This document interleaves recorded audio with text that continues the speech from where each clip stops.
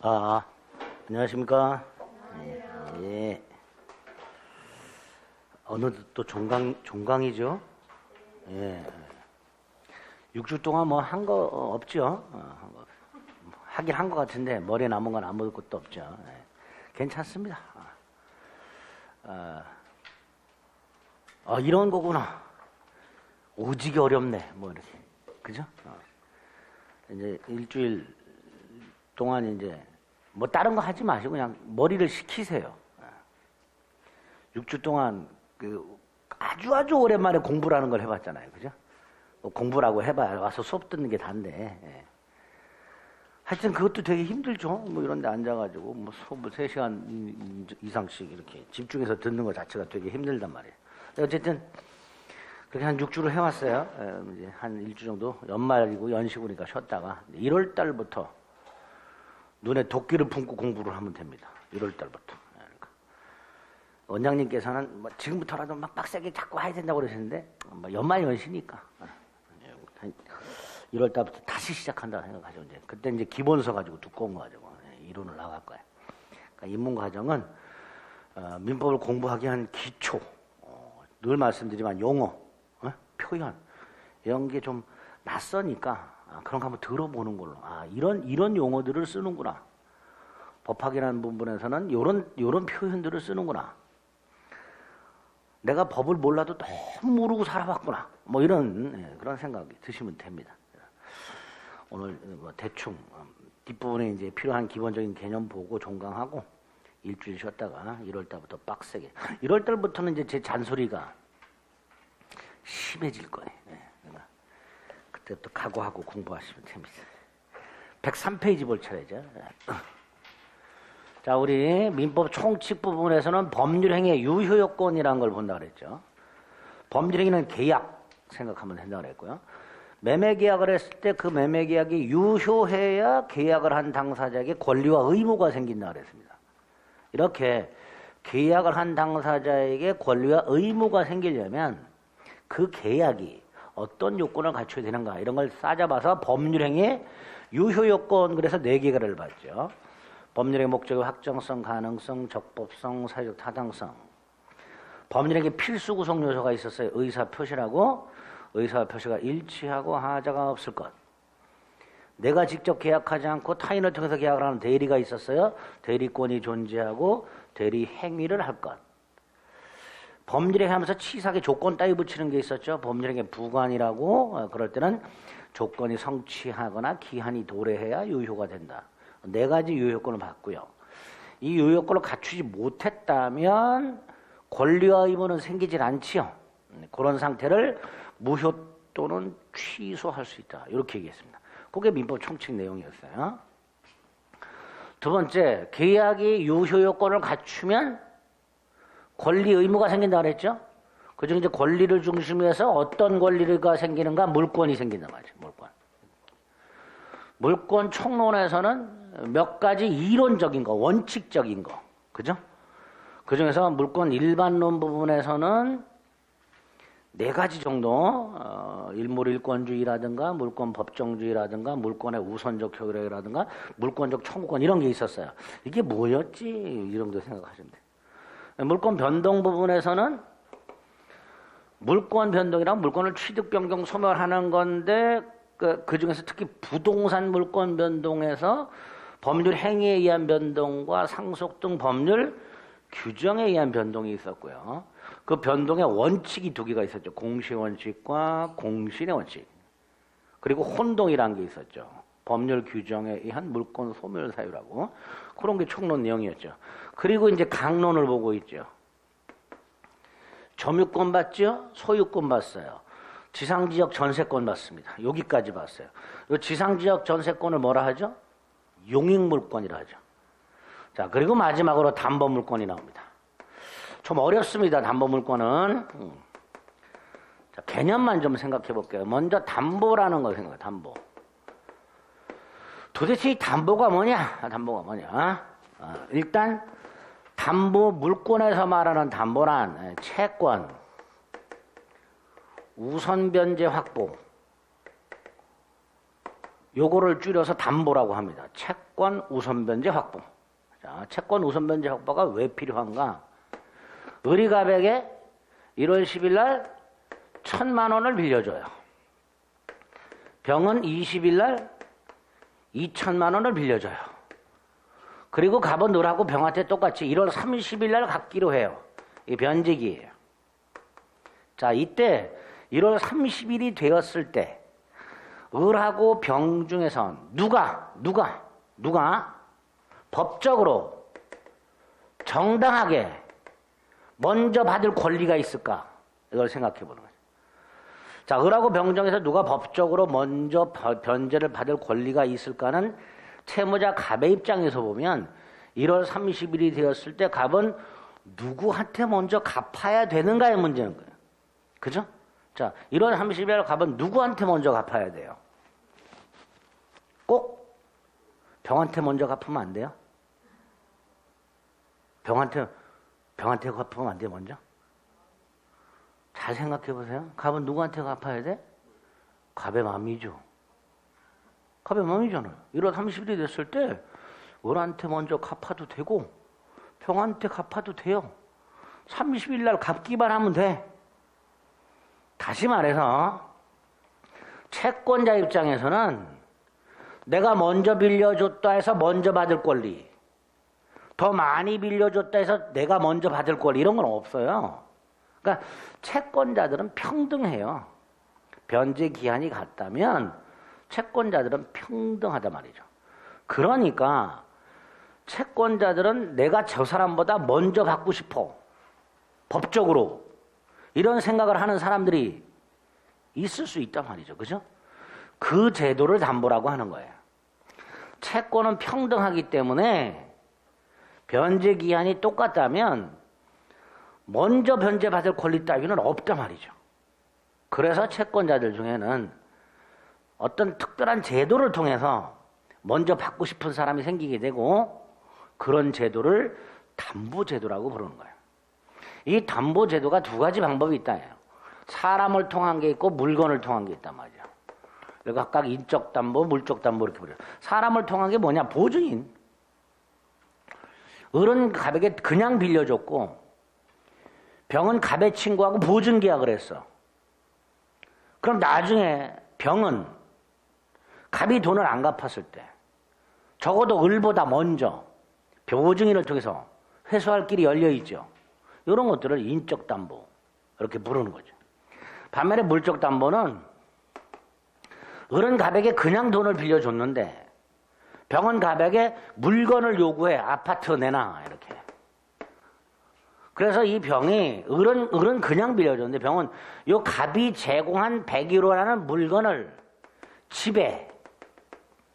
여기서 지배는 현실적으로 지배한다는 뜻이 아닙니다. 현실적으로 막 사용한다는 게 아니라 여기서 말하는 지배는 저 101호를 나중에 경매를 넣어가지고 을보다 먼저 채권을 회수하겠다라고 생각을 하는 겁니다. 생각. 이걸 관념적 지배라고 합니다. 그렇게 지배하고 있다가 나중에 갑이 돈을 갚지 않으면 이 병은 101호를 경매 넣어서 그 경매 대가로부터 얘보다 먼저 회수하게 됩니다. 이런 걸 물적 담보라고 해요. 근데 물적 담보는 가만히 보면 채권자가 채무자 물건을 지배하고 있죠. 물건을 지배하는 게 뭐예요? 물권. 근데 목적이 뭐예요? 사용수익이에요? 아니지. 채권 우선 변제 목적의 물권이죠. 그러니까 뭐라고 불러요? 담보 물권 이렇게 부르겠죠. 물적 담보 수단이 담보 물권이 되는 거예요. 이 담보 물권이 두 종류가 있어요. 전형 담보 물권이 있고 비전형 담보 물권이 있습니다. 전형 담보 물권은 민법에 있는 거예요. 세 개가 있어요. 유치권, 질권, 저당권이. 반면에 비전형 담보 물권은 민사특별법에 가면 가등기 담보 등에 관한 법률이 있습니다. 거기에 보면 세 개가 나와요. 가등기 담보권, 양도 담보권, 매도 담보권이라고. 자, 전형 담보 물권과 비전형 담보 물권의 가장 큰 차이, 이것만 생각하시면 돼요. 얘는요, 좀 전에 말씀드린 경매 넣어서 경매 대가로부터 받는 거예요. 경매 방법이 이거고요. 이거는요, 얘가 돈을 안 갚으면요, 101호 소유권을 가져가요. 그게 비전형 담보물권이에요. 제가 한번 말씀드린 적 있죠. 강원랜드 근처에 있는 전당포. 자동차를 맡기고 돈을 빌리면서 돈을 못 갚으면 자동차 소유권을 넘겨주기로. 그렇게 계약한다 그랬죠.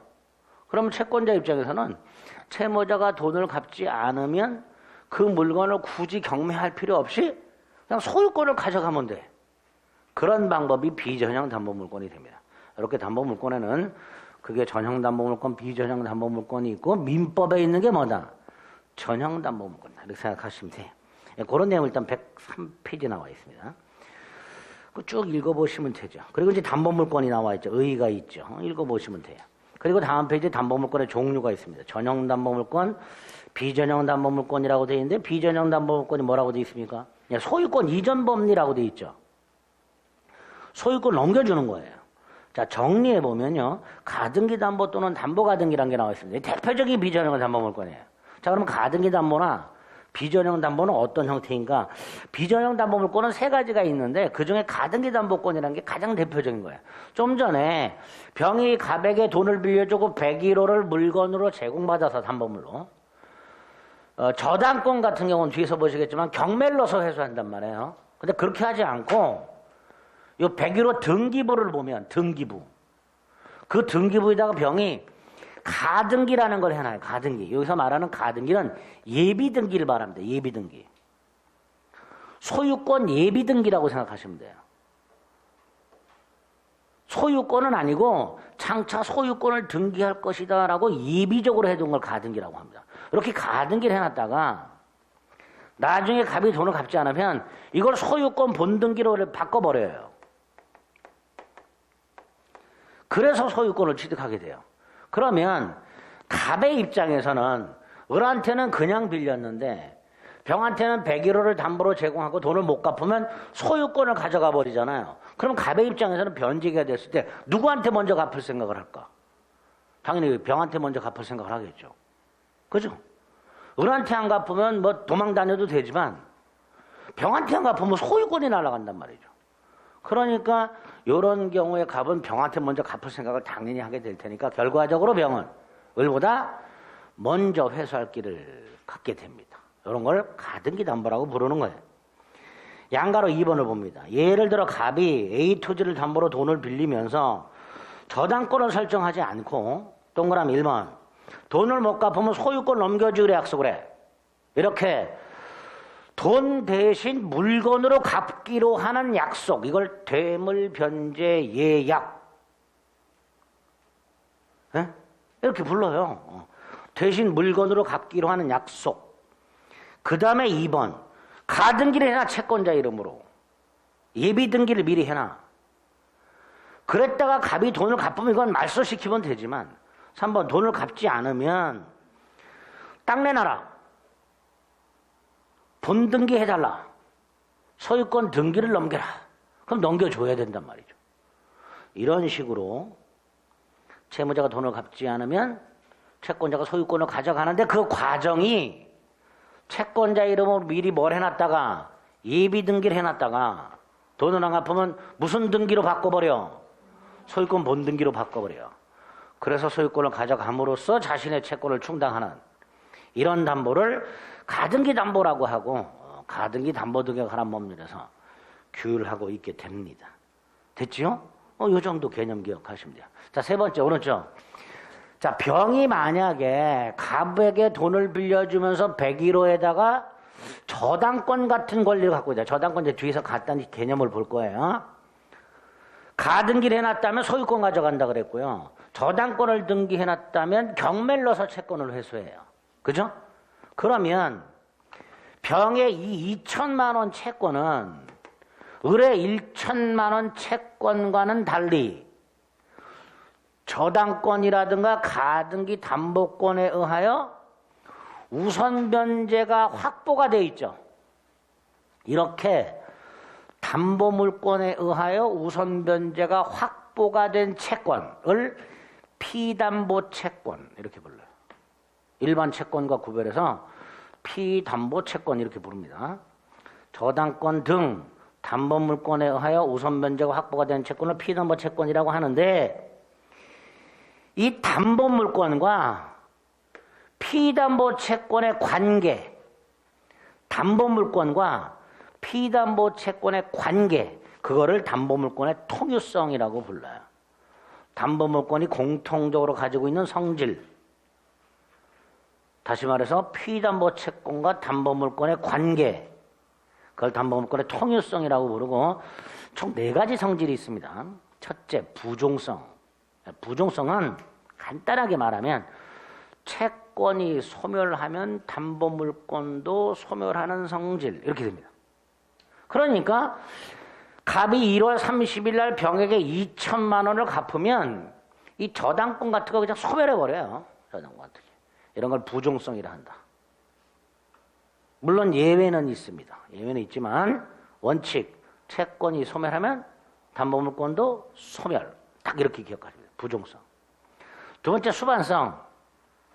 병이 1월 30일까지 기다리질 못하고 돈이 급하게 필요해서 한 1월 25일쯤 이 채권을 팔아요. 채권 팔 수 있냐? 팔 수 있어. 병이 2천만 원짜리 채권을 정한테 팔았어. 이걸 채권 양도 이렇게 말을 해요. 그래서 채권을 정한테 팔아가지고 채권이 정에게 이전이 되면 담보물권도 이전됩니다. 이런 걸 수반성 이렇게 보죠. 그럼 부종성은 채권이 소멸하면 담보물권 소멸, 수반성은 채권이 이전되면 담보물권도 이전. 딱 이렇게 기억하시면 돼요. 개념을. 자, 세 번째, 불가부성. 1월 30일 날 갑이 병한테 500만 원만 갚았어. 병이 아직 1,500만 원이 남았어. 자, 이 1,500만 원을 갑이 안 돌려줘. 그럼 이때 병은 전체를 경매 넣어야 되죠. 그죠? 4분의 3만 경매 넣어서는 안 되죠. 채권이 4분의 3 남았으니까 100일로도 4분의 3만 경매 넣는다. 안 되죠. 채권이 4분의 3만 남았다 하더라도 4분의 1만 남았다 하더라도 전체를 경매를 넣어야 될 거예요. 즉 채권이 일부만 남아있다 하더라도 담보물권은 목적물 전체 효력이 미쳐요. 이런 걸 불가분성 이렇게 불러요. 불가분성. 마지막으로 물상대위. 갑소유 땅을 담보로 돈을 빌려준 저당권자 을이 있어요. 1억을 빌려줬어요. 자, 갑이 돈을 안 갚으면 이 저당권자는 땅을 경매 넣는다 그랬죠. 땅을 경매 넣어가지고 채권을 회수하게 돼요. 그런데 땅이 중간에 수용이 돼버려요. 국가가 택지 개발한다고 갑소유 땅을 수용을 해버려. 수용을 우리 물권총론 187조에서는 공용징수 그랬습니다. 공용징수. 땅이 이렇게 수용이 되면요. 저당권자는요. 땅을 경매를 못 넣어요. 더 이상. 국가 소유로 돼버렸기 때문에 땅을 경매 넣어서는 채권을 회수를 못해요. 그래서 안 되겠다. 갑이 받는 보상금이 있겠죠. 네? 이 보상금을 땅, 저당권의 목적, 물, 땅의 가치, 변형물 이렇게 불러요. 호랑이가 죽어서 남기는 거 가죽 생각하시면 돼요. 사람이 죽어서 남기는 거 이름. 그 사람의 가치 변형물, 호랑이의 가치 변형물. 땅이 뭘로 변형됐어요? 수용 보상금 이렇게. 그 가치 변형물로부터 우선 변제를 받을 수 있습니다. 다시 말해서 저당권의 객체가 땅이었었죠. 그 땅에서 땅의 가치 변형물 위로 대신 위치를 옮겨가게 돼요. 그래서 물상대위라고 부르는 거예요. 자, 물상대위 한자는 굉장히 어려운데 간단하게 담보물권의 객체가 수용 등이 되고 보상금 등이 나오면 그 보상금 등으로부터 우선 변제받는 성질을 뭐라 한다? 물상대위라 한다. 이렇게 총 4가지 담보물권의 통유성이 있다. 그 개념을 기억해 주셔야 됩니다. 됐죠? 그다음에 다음 페이지에 보면 담보물권의 일반적 효력이라고 하는데 이건 안 봐도 됩니다. 안 봐도 되는데 그중에 3번에 보면 유치적 효력, 2번에 유치적 효력이라는 게 유치적, 여기서 말하는 유치라는 건 요 물건을 점유하면서 반환을 거절하는 걸 유치라고 합니다. 보통. 여기서 말하는 유치적 효력과 조금 이따 보는 유치권하고 조금 더 달라요. 개념이. 유치권에서 말하는 유치의 개념도 점유미 반환 거절인데 거기에 권자가 붙으면 좀 특별한 게 돼요. 근데 그냥 유치라고 하게 되면 우리 전당포 주인 생각해 보세요. 강원랜드에서 돈 다 잃어가지고 자동차를 전당포에 맡기고 돈을 빌리면 전당포 주인은 자동차를 점유하고 있다가 돈을 갚으면 반환하죠. 갚지 않으면 반환을 거절하겠죠. 그런 게 유치예요. 담보물권 중에는 그냥 아예 채권자가 물건을 점유하고 있다가 돈을 갚으면 물건을 돌려주고 안 갚으면 안 돌려주고 이런 효력이 있는 게 있다는 말이에요. 대표적으로 질권과 유치권이 그렇습니다. 물론 저당권은 그런 게 없어요. 어쨌든 유치적 효력 같은 게 있을 수 있다. 그다음에 추급이라는 건 쫓아가는 힘을 말합니다. 쫓아가는 힘. 근데 이 추구표가 인정이 되려면요. 물건을 이렇게 현실적으로 가지고 있어요. 이렇게 가지고 있다가 이걸 누가 뺏어가요. 뺏어가면 쫓아가지요. 쫓아가서 돌려달라고 하지요. 그게 추구표예요. 그런 걸 추구표라고 해요. 그런데 조금 이따 보게 되는 유치권이라는 놈은 물건을 딱 점유하고 있을 때만 권리가 인정이 돼요. 점유를 뺏기는 순간 권리가 사라져요. 유치권은. 그러니까 유치권자라는 놈이 물건을 점유하고 있다가 점유를 뺏겼다, 상실했다. 그럼 유치권 자체가 사라져요. 유치권 자체가 사라지니까 쫓아갈 힘도 없습니다. 유치권이 있어야 유치권의 기초에서 쫓아가는 건데 점유를 뺏기는 상실하는 순간 유치권이라는 권리는 사라지기 때문에 추구표라는 게 없게 됩니다. 이런 기본적인 효력이 있는데 다시 한번 말씀을 드릴 겁니다. 근데 일단 여기에서는 담보, 그 다음에 그 수단 담보물권, 그 담보물권의 통일성, 4가지. 어떤 개념인가. 그 정도 생각해 주시면 돼요. 됐죠? 그 다음에 이제 우리 민법에서 담보물권이 2개가 시험범위 있어요. 하나가 유치권, 또 하나가 저당권이에요. 자, 유치권과 저당권의 각각의 개념이 뭔지만 생각을 해봅니다. 좀 전에 유치라는 말은 뭐라 그랬죠? 점유 및 반환을 거절하는 것. 이게 유치라 했어요. 그게 권리로 인정되는 게 유치권입니다. 예를 들어서 갑이 건축주고요. 을이 건축회사예요. 그런데 을이 공사를 했는데 갑이 공사대금을 안 줘요. 그럼 공사대금 받아내야 되죠. 자, 이 공사대금을 받아내기 위해서 건축업자는 건물을 유치할 수 있습니다. 즉 공사대금을 갑이 줄 때까지 을이 건물을 점유하고 건물에 대한 반환을 거절할 수 있습니다. 이런 게 유치권입니다. 갑이 을에게 자동차 수리를 맡겨요. 자, 우리 자동차 수리 맡겨보셨지만 많이 수리비 채권. 수리비 안 주면 자동차 돌려줘요? 안 돌려주죠. 그러니까 자동차 수리업자는 수리비를 받을 때까지 자동차를 뭐 할 수 있다? 유치할 수 있다. 이렇게 유치할 수 있다. 유치할 수 있다. 갑이 기르던 개가 을을 물었어요. 치료비 받아야 되죠. 손해배상 받아야 되잖아요.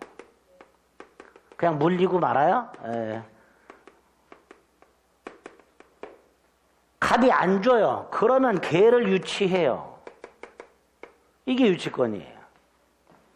다시 말해서 우리 민법 320조에서 뭐라고 해놨냐면 타인, 갑소유, 물건, 건물, 자동차, 개를 점유하고 있는 을, 갑소유 건물, 갑소유 자동차, 갑소유 개를 점유하고 있는 을이 그 건물이나 자동차나 개 때문에 생긴 채권, 그거를 물건에 관하여 생긴 채권이라고 말을 해요.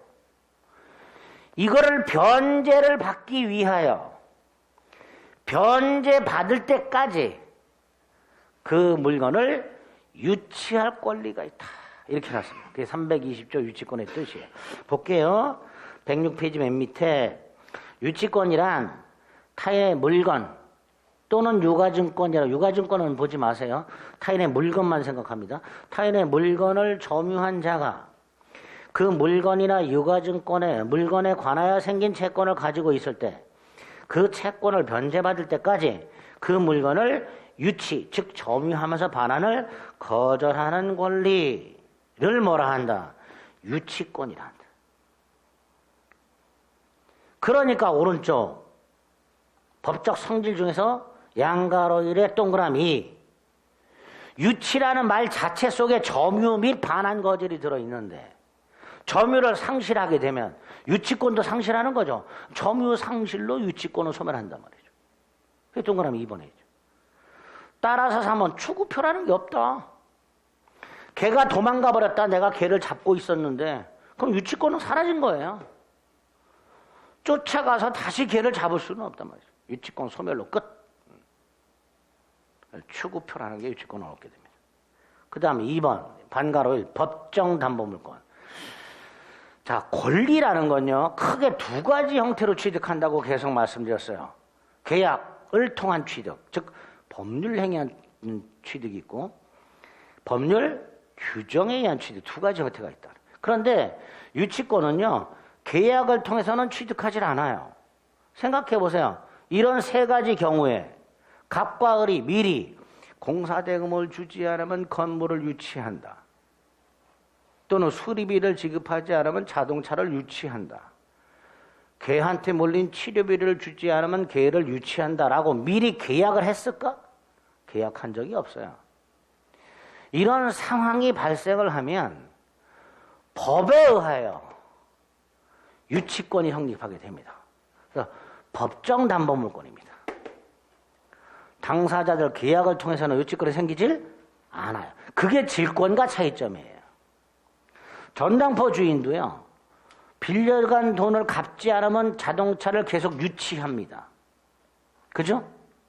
그러니까 전당포 주인이 전당 목적물에 대해서 갖는 권리도 유치권하고 외형이 똑같아요. 돈 갚을 때까지 물건 못 줘. 다만 전당포 주인에 대한 권리는 돈 꿔주는 계약을 하면서 또 계약한 거예요. 그러니까 약정 담보물권에 계약을 통해 생겨요. 질권이란 권리는. 반면에 유치권은 계약을 통해서는 발생하지 않고 법률 규정에 의해서만 발생하게 됩니다. 자, 유치권이 어떤 건지 그 개념을 오늘 딱 기억하시면 됩니다. 됐죠? 네. 다른 건 보지 마세요. 108페이지에 보면요. 개념 하나 봅니다. 경매 말고 간이변제 충당이라는 게 하나 보여요. 유치권에만 있는 아주 독특한 효력인데요. 간이변제 충당이라고 되어 있죠. 자, 요거 개념만 보고 저당권 가겠습니다. 자동차 수리비가 300만 원 나왔어요. 갑이 을에게 수리비 얼마 나왔어요? 300만 원 그랬더니 갑이 그거 중고차 값이 지금 300인데? 중고차 값이 300인데 수리비가 300 나왔어. 그럼 자동차 수리비 300 주고 찾아갈까요? 안 찾아간단 말이죠. 그러니까 얘는 수리비를 못 받고 있어. 그래서 안 되겠다. 법원으로 달려가서 을이 판사님 제가 저놈한테 수리비로 300만 원을 받을 게 있는데요. 수리비를 안 줍니다. 그래서 이 자동차 가격이 어느 정도가 되는지 감정평가를 해봤더니 300만 원입니다. 차라리 제가 이 자동차 소유권을 갖고요. 수리비 300을 퉁칠게요. 라고 법원에 청구할 수가 있어요. 법원이 그 주장을 듣고 타당하면 그렇게 해라. 그래서 을이 자동차 소유권을 가져가는 대신 수리비를 퉁치는 제도, 이거를 간이변제 충당 이렇게 불러요. 유치권이라는 놈에게 이렇게 독특한 간이변제 충당이라는 제도가 마련이 되어 있습니다. 이렇게 되어 있죠. 2항에. 정당한 이유가 있을 때, 이 정당한 이유가 제가 지금 예를 들었던 그런 거예요. 수리비 300, 차값 300. 뭐 이런 경우. 그래서 갑이 돈을 안 줘. 뭐 이러고. 감정인의 평가를 해서 자동차 가격이 지금 현재 얼마인지 정당하게 평가를 한 다음에 법원으로 달려가가지고 뭐라고 얘기해? 직접 변제 충당하겠습니다. 라고 법원에 청구. 물론 이거 하기 전에 채무자한테 기회를 한번 줘야 되죠. 채무자한테 미리 알리는 거예요. 언제까지 수리비 안 주면 나 법원 가가지고 이건 내가 소유권 취득하겠다고 청구하겠다. 이렇게 미리 채무자에게는 알려는 줘야죠. 그죠? 이런 제도를 뭐라 한다? 간이, 변제, 충당 이렇게 됩니다. 근데 밑으로 쭉 내려가면 유치권자 의무라고 되어 있는데 거기에 보면 선관 의무라고 되어 있습니다. 정확하게는 선량한 관리자의 주의무, 선관 주의무 이렇게 불러요. 주의무라는 건 어떤 물건을 조심조심 다뤄야 될 의무를 말합니다. 그냥 여기서 말하는 주의무는 물건을 함부로 사용하지 말고 조심조심 다뤄야 될 의무라고 생각하시면 돼요. 이게 두 개가 있어요. 선량한 관리자의 주의무가 있고요. 자기 재산과 동일한 주의무가 있어요. 자기 재산과 동일한 주의무. 자, 남의 물건을 다룰 때 하고요. 내 물건을 다룰 때 어떤 걸 더 조심조심 다뤄야 돼요? 남의 거죠. 그러니까 조심조심 다뤄야 될 의무의 강도, 세기. 어떤 게 더 세요? 이게 더 세요. 그래서 내 거는 그냥 내가 알아서 뭐 험하게 쓰든 말든 상관이 없는데 남의 거는 내 거보다는 좀 더 조심조심 다뤄야 돼요. 예를 들어서 을이 자기를 본 개를 유치하고 있고요. 을도 개를 기르고 있었어요. 얘한테 사료 먹여야 되잖아요. 요놈한테도 똑같은 사료를 먹여야 되는가? 더 좋은 거 먹여야 돼요. 그게 선량한 관리자의 주의무예요. 함부로 다룰 여지가 많단 말이죠. 개를 유치하고 있는 경우 생각. 저놈이 나를 물었어, 저 개놈이. 그거 사랑스러워 보듬어 줄까? 걷어차고 말이지 꼬집고 그럴 거 아니에요. 그러니까 그러지 마라 말이지. 더 조심해서 다루라 너. 어? 그래서 말했는 게 뭐예요? 선량한 관리자의 주의무라고 되어 있습니다. 이렇게 유치권자는 남의 물건을 유치하고 있는 거니까 함부로 방치하거나 학대하거나 그러지 말고 조금 더 조심조심 다루라 말이죠. 만약에 개를 학대하고 있는 을을 발견한 갑은 그 자리에서 개 돌려달라. 즉 유치권 소멸을 청구할 수 있게 됩니다. 그럼 돌려줘야 됩니다. 이렇게 유치권이란 권리가 어떤 거고 그 권리 속에 어떤 내용들이 구체적으로 있는가 이제 이걸 보게 될 거예요. 그 중에서 오늘은 유치권이란 권리가 어떤 거냐 그리고 맛배기로 권리 중에 간이변제 충당이란 거 하고 개념이 좀 어려우니까 의무 중에 선량한 관리자의 주의무 개념을 살짝 같이 본 거예요. 다른 데서 써먹을 수 있기 때문에 이런 걸 유치권이라 한다. 자, 두 번째 오른쪽에 보면 저당권이라는 게 있어요. 일단 저당권은요. 이 저당이란 말 자체부터 저당이란 말. 자, 저당권을 이해하려면요. 주택담보대출 생각하시면 돼요. 갑이요. 은행에 가서요. 대출을 받아요. 자, 은행 대출이 크게 두 종류가 있죠. 신용대출과 담보대출. 신용대출의 거마왕이 뭐예요? 마통. 그죠? 그게 신용대출이죠. 반면에 담보대출, 주택담보대출. 가장 대표적인 거죠. 자, 갑이 은행 가가지고 돈을 1억을 빌리면서 101호를 담보물로 제공했다. 은행은 101호에다가 저당권이라는 권리를 갖게 되는데 자, 여기서 저당권을 머릿속으로 한번 생각을 해볼 거면 은행은 101호를 점유해요, 안 해요? 점유 안 하죠. 점유를 안 해요. 대신 이런 생각을 한단 말이죠. 을이 갑이 돈을 갚지 않으면 저 101호를 경매를 넣어가지고 1억을 회수해야 되겠다. 이런 생각을 하고 있겠죠. 그거를 101호의 교환 가치를 관념적으로 지배한다 이렇게 말을 해요. 자, 좀 어렵죠 말이? 101호 교환 가치를 요 교환 가치는 경매 대금을 말합니다. 그걸 관념적으로 지배한다라고 말을 해요. 자, 관념적으로 지배한다는 게 표현은 어려운데 내용은 아무것도 아니다. 갑이 돈을 갚지 않으면 101호를 경매를 넣어서 그 경매 대가에서 1억을 회수해야 되겠다라는 은행의 생각, 그거를 폼나게 뭐라고 한다? 교환가치를 관념적으로 지배한다. 이렇게 말을 해요. 표현이 멋있죠? 멋있다고 해주세요. 그러다가 진짜로 갑이 안 갚으면 이 생각을 행동으로 옮기겠죠. 어떻게? 임의경매 넣어서 우선 변제를 받아요. 다른 채권자보다. 예? 이거를 학자들이 뭐라고 부를까? 줄여가지고. 그래서 찾아낸 단어가 저당이에요. 그래서 찾아낸 단어가 저당입니다.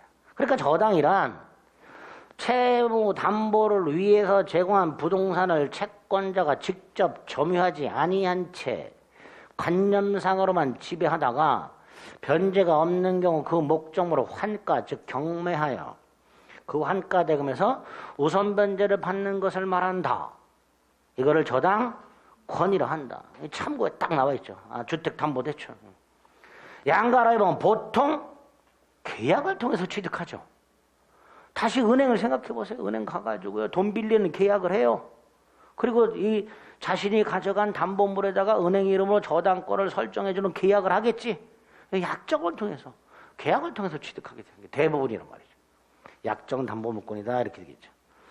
자, 다음 페이지. 반가로 3의 동그라미 2번.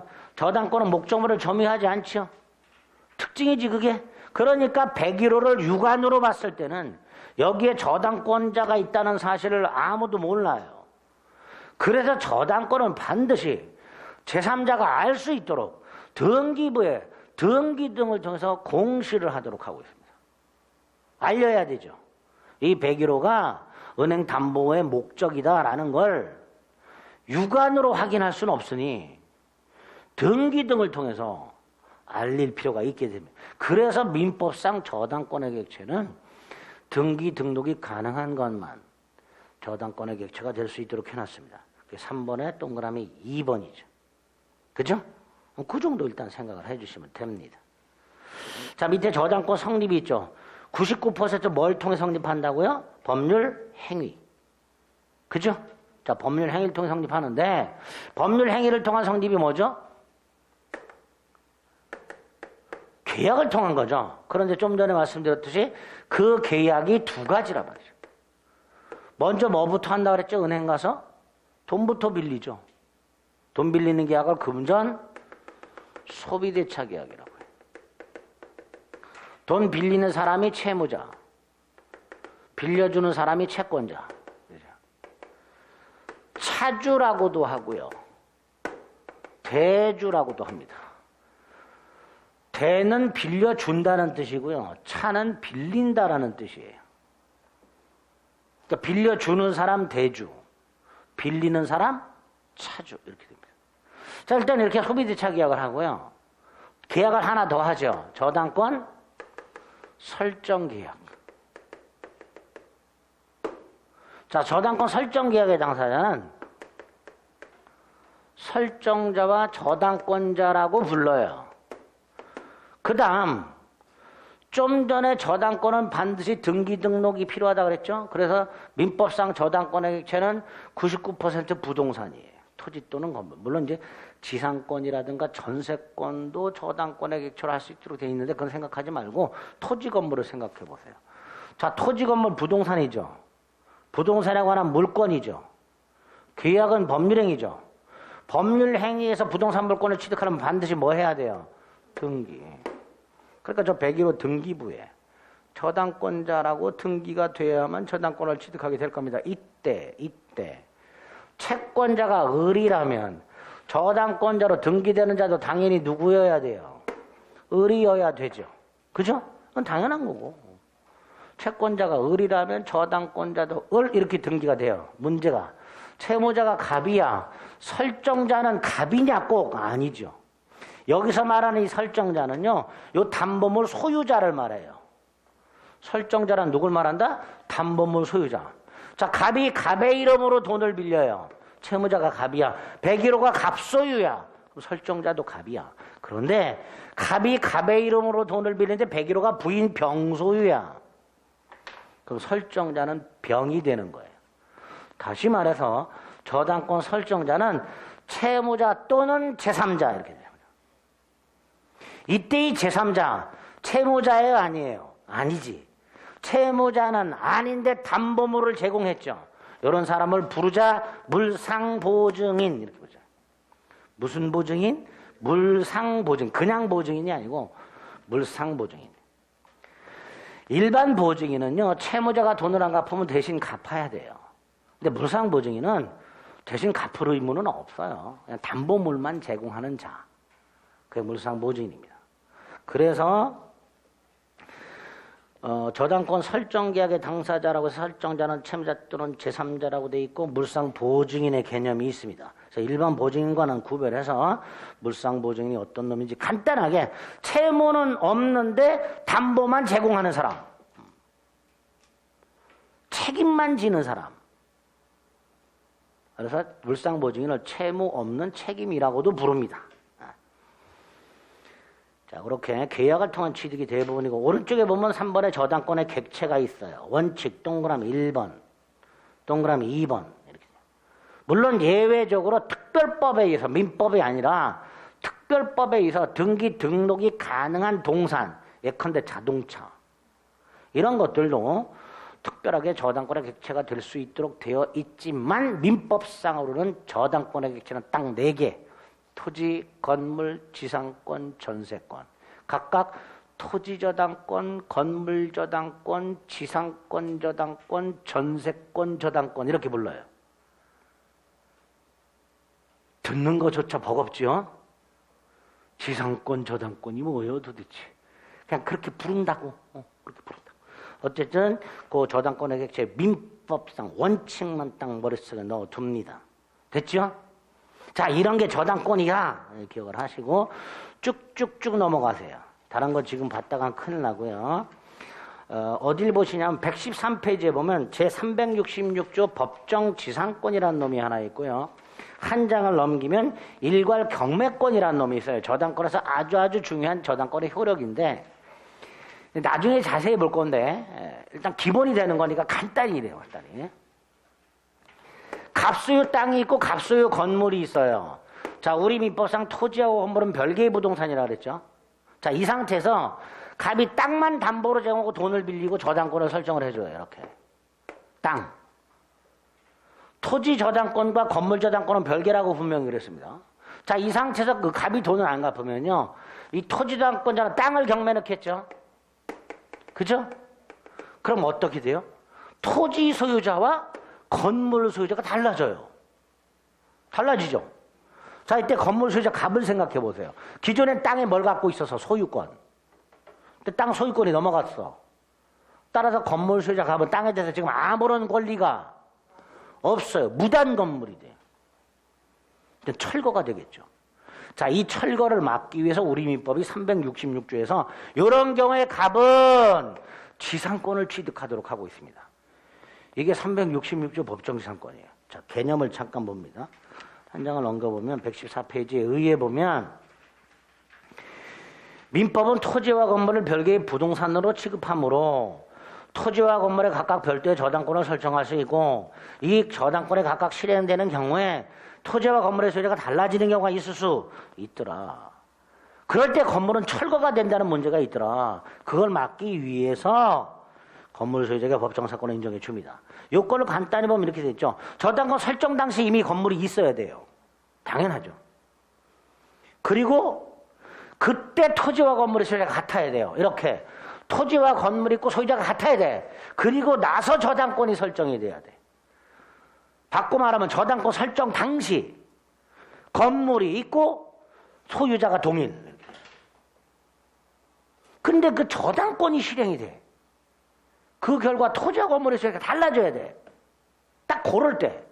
누구에게? 건물 소유자에게 지상권이라는 걸 인정해 줍니다. 얘는 이 땅에 대해서 지상권을 갖게 돼요. 그러니까 건물 철거하지 않아도 돼. 법에서 지상권을 인정해 주는 거야. 그런데 갑이 나대지가 있어. 나대지. 이걸 담보로 돈을 빌리고 저당권을 설정했었어. 은행에다가. 빌린 돈으로 건물을 지었어. 근데 돈을 못 갚았어. 그래서 내가 땅을 경매를 넣었어. 이 경우에도 경매를 통해서 땅과 건물의 소유자가 달라졌죠. 이때 저 건물 소유 갑에게 법정사건 인정되는가? 안 되지요. 안 되지요. 분명히 366조 법정사건이 인정이 되려면 저당권 설정될 때 이미 건물이 있었어야 돼요. 근데 이 경우에는 땅의 저당권이 먼저 설정되고 건물이 지어졌단 말이죠. 이럴 때는 법정사건이 인정이 안 되니까 건물이 어떻게 된다? 철거된다는 문제가 여기서 생겨요. 그래서 우리 민법은 안 되겠다. 365조를 만들어서 이때 토지저당권자가 토지만이 아니라 건물까지도 함께 경매를 넣을 수 있도록 하고 있어요. 그게 토지저당권자의 토지건물 일괄경매권이라는 제도예요. 그러니까 토지저당권자의 토지건물 일괄경매권은 법정사건 366조에 의한 법정사건이 인정되지 않는 경우를 대비해서 만들어진 규정입니다. 의의를 볼게요. 토지를 목적으로 저당권을 설정한 후에 그 설정자, 즉 땅 소유자가 땅의 건물을 축조한 때 토지 저당권이 실행돼서 토지와 건물의 소유자가 달라지더라도 뭐는 인정 안 된다? 법정사건은 인정 안 된다. 그래서 그 토지 저당권자에게 건물까지 함께 경매할 수 있는 권리를 주자 해서 마련된 게 일괄 경매권이다. 그러니까 저당권이란 게 자신의 채권을 우선해서 변제받을 목적으로 설정하긴 했으나 이게 나중에 실행되는 과정에서 여러 가지 문제가 발생을 해요. 단순히 경매를 해서 내 거 받고 끝나는 게 아니라 부차적인 여러 가지 문제를 발생케 합니다. 저당권이란 권리가. 이제 그런 것들을 어떻게 해결할 것인가를 민법에 규정해놨고요. 그걸 싸잡아서 저당권의 효력이라고 해서 나중에 한꺼번에 보게 됩니다. 일단 오늘은 저당권이 뭐고, 그 다음에 그 저당권을 어떻게 성립을 하고, 저당권의 효력 중에서 특히 법정상권과 일괄경매권이라는 거 비교할 수 있고 그러면 됩니다. 아시겠죠? 특수저당권이라고 되어 있는데 쳐다도 보지 않습니다. 자, 다만 그 다음 페이지에 뭐 근저당이라는 게 하나 있어요. 아니다, 개념은 보자. 예. 공동저당. 자, 우리 공동자 들어가는 거 한번 본 적 있죠? 어디서? 공동소유. 근데 공동소유는 뭐였죠? 하나의 물건, 하나의 소유권, 수인의 소유자. 이게 공동소유죠. 그 소유자들 사이에 어떤 관계가 있느냐에 따라서 공유, 합유, 청유 이렇게 나눠놨죠. 자, 공동소유는 그런 건데, 그럼 공동저당은 뭐냐? 갑이 9억짜리 A 토지와 6억짜리 B 토지를 갖고 있는데 을이 갑에게 10억을 빌려줘. 그럼 이때 을은요 10억을 빌려줬으니까 A나 B 둘 중에 하나만 담보 제공받으면 안 되죠. 둘 다 받아야죠. 그러니까 여기에도 저당권 설정, 여기에도 저당권을 설정하게 됩니다. 하나만 해갖고 10억 다 회수 못 하잖아요. 그죠? 그래서 하나의 채권을 가진 채권 하나, 한 명의 채권자가 수개의 저당권을 갖고 있을 때 이걸 뭐라 하자? 공동저당. 하나의 채권, 1인의 채권자, 수개의 저당권. 이걸 뭐라 한다? 공동저당. 자, 그럼 공동저당은 나중에 어떤 게 제일 문제가 될까요? 을이 10억을 회수하는 방법. 에? 갑이 돈을 안 갚았을 때 을이 10억을 회수하는 방법. 얼핏 두 가지가 생각나요. 첫째, 요 상황이라면 둘 다 경매를 해야 되죠. 그죠? 둘 다 경매에 넣어서 A 토지가 9억에 경락됐고 B 토지가 6억에 경락이 됐을 때 그 A 토지 경락대금 9억과 B 토지 경락대금 6억 중에서 을의 10억을 어떻게 나눠서 배당할까? 이런 문제가 하나 있을 수 있죠. 그죠? 어떻게 할지는 말씀 안, 이게 복잡합니다. 아, 그런 문제가 하나 있을 수 있구나. 여기 있고. 또 하나는 이 땅값이 15억으로 뛰었어. 그럼 하나만 경매 넣어도 되죠. 그죠? 그래서 나중에 갑이 돈을 안 갚았을 때 을은 두 가지 방법이 있을 수 있겠구나. 둘 다 경매 넣어서 둘 다 배당할 때 동시에 배당을 하는 경우에 9억과 6억을 어떻게 나눠서 배당하는가의 문제와 9억짜리가 15억으로 뛰었다면 그것만 따로 경매해서 배당을 받는 경우. 그래서 각각 동시배당, 이희배당이라고 해서 을에게 어떻게 배당해 줄 것인가를 규정을 해놨습니다. 그게 우리 민법상 공동저당이라는 놈이에요. 오늘은 개념만 기억합니다. 의 하나의 채권을 담보할 목적으로 수개의 부동산에 설정된 수개의 저당권을 공동저당이라 한다. 그다음에 이제 근저당이라는 게 나왔는데, 자, 아까 저당권이란 건요, 처음에 빌려줄 때 액수가 딱 정해져 있죠. 그죠? 그런데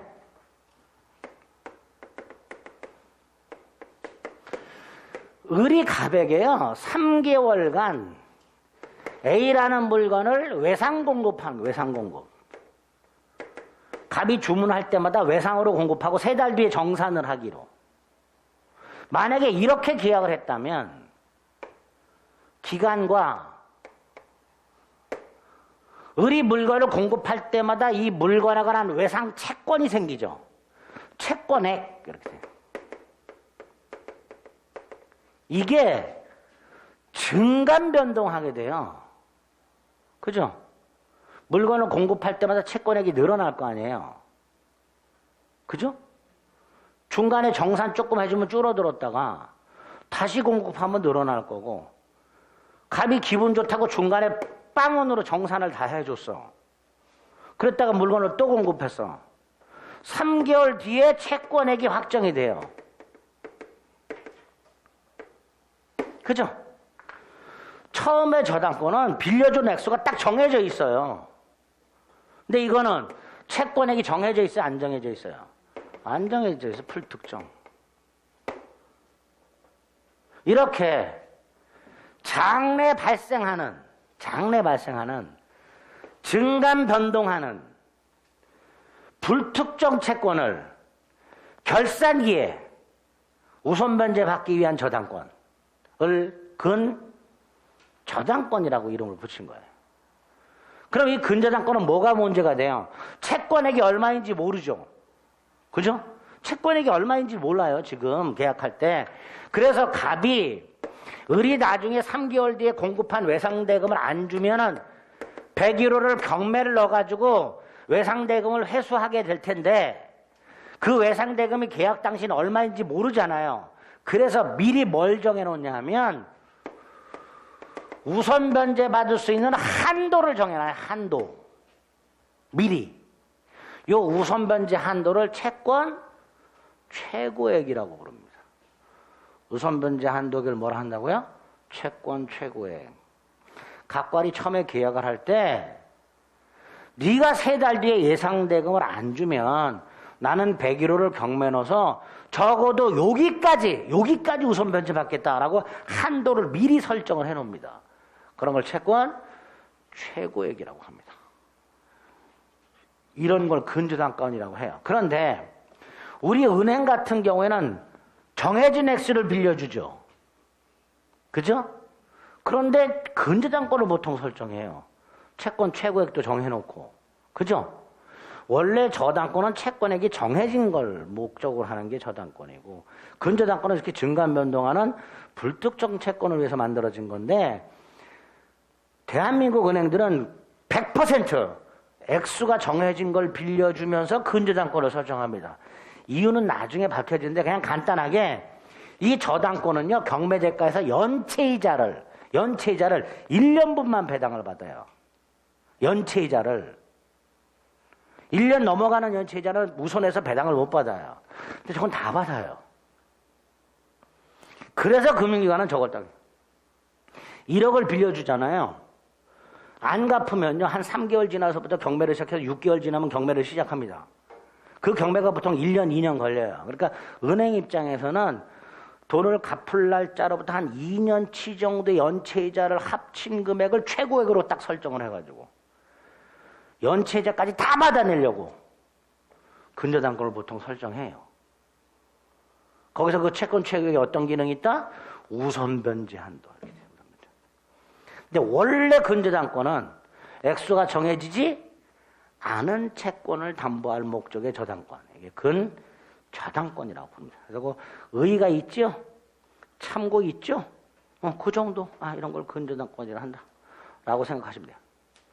그리고 그 좋은 박스 357조가 있습니다. 1항에 보면 이렇게 저당권은 그 담보할 채무의 최고액만을 정하고 이렇게 돼 있죠. 그 최고액이 뭐예요? 채권 최고액.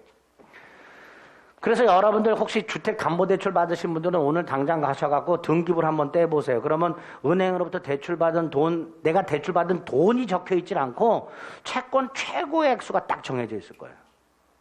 그러면 내가 혹시 돈을 안 갚으면 은행은 내 집을 경매에 넣어서 이빠이 이만큼 가져가는구나. 이빠이라고 해서 죄송합니다. 토착이 그러다 또 들을게. 어쨌든 그 채권 최고액의 개념, 근저당권자가 나중에 경매 대가로부터 우선 변제받는 한도액을 채권 최고액이라고 하는구나. 이런 저당권을 근저당권이라고 하는구나. 이 정도 기억하시면 돼요. 자, 그래서 담보물권관에서 담보의 뜻, 담보제 2개, 인적담보, 물적담보. 그 중에 물적담보가 담보물권, 담보물권의 통유성 4개. 그리고 민법에 있는 전형담보물권 중에서 2개. 유치권이 뭐냐, 저당권이 뭐냐. 저당권의 경우에 일반 저당권, 근저당권, 공동저당권. 이런 게 각각 뭐냐, 개념. 네? 그 명확하게 머릿속에 넣어두세요. 개념 이외에 부차적인 거 설명드린 건 다 잊어도 됩니다만, 기본 개념은 꼭 좀 기억을 해 두셔야 됩니다. 아시겠죠? 버겁죠? 네, 그래서 잠시 쉬겠습니다.